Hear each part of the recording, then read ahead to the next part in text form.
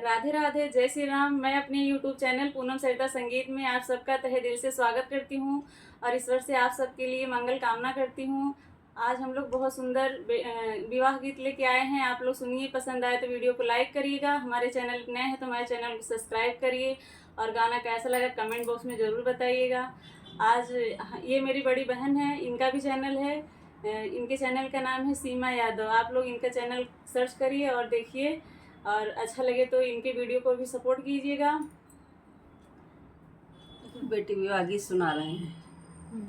पाँच ही पेड़ बाबा बगिया लगाए, बगिया में बैठ रखवार जी।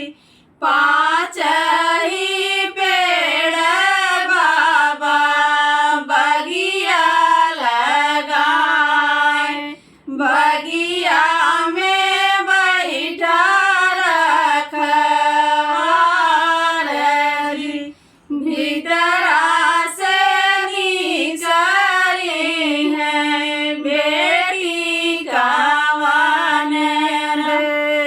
जपसल बगिया में जाई, भीतरा से निसरी है बेटी कावन रे। जपसल बगिया में जाई, घोड़ा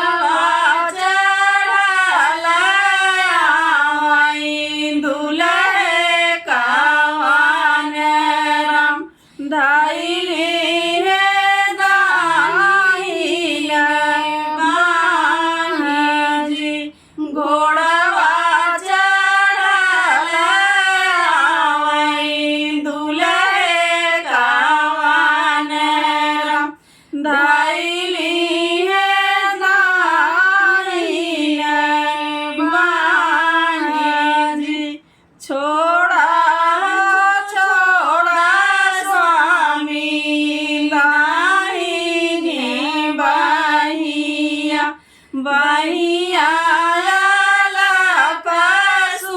सुकुआर जी।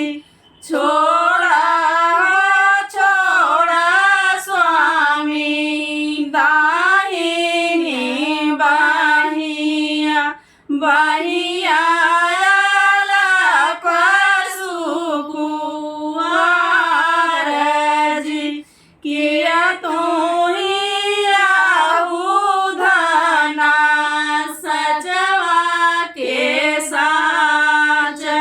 किया तो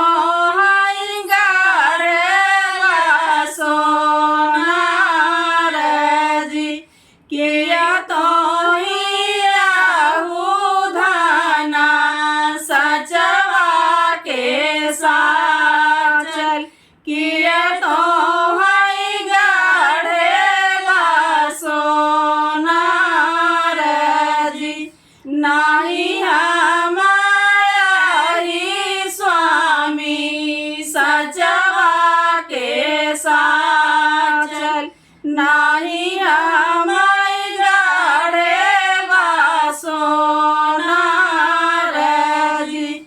नाही हमाय स्वामी सचवा के साचल, नाही हमाय गढ़े सोनार जी।